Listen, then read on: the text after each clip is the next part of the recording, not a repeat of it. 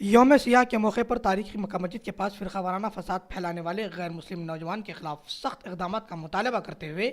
مجلس کے ارکان اسمبلی سید احمد پاشا قادری، مقتدی افسر خان، ممتاز احمد خان، محمد معظم خان اور احمد بلالہ نے شہر کے پولیس کمشنر انوراگ شرما سے ملاقات کی۔ اس کے بعد ذرائع ابلاغ کے نمائندوں سے بات چیت کرتے ہوئے احمد پاشا قادری نے کہا کہ قبل ازیں ہی شہر میں فرقہ وارانہ فساد پھیلانے کی کوششیں کی گئی ہیں، جس پر کڑی نظر رکھنے کی ضرورت ہے اور خاطیوں کے خلاف سخت ترین کارروائی بھی کی جانی چاہیے۔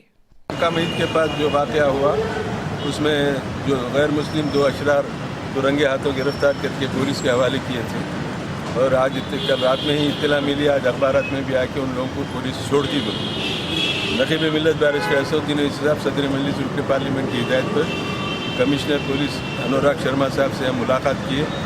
اور ممتاز احمد خان صاحب ایم ایل اے، افسر خان صاحب ایم ایل اے، معظم خان صاحب ایم ایل اے اور احمد بلالہ صاحب ایم ایل اے، ہم لوگ نمائندگی کیے کہ رنگے ہاتھوں بچوں کو گرفتار کیا گیا۔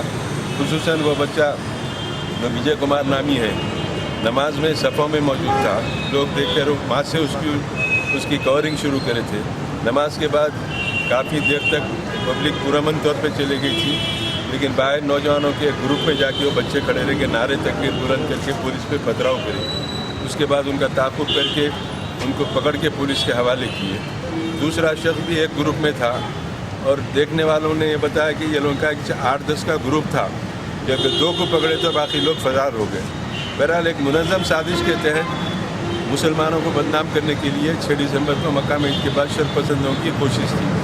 ہمارا گمان یہ ہے کہ ان کے پیچھے فرقہ پرست تنظیمیں ہیں، زعفرانی تنظیمیں ہیں،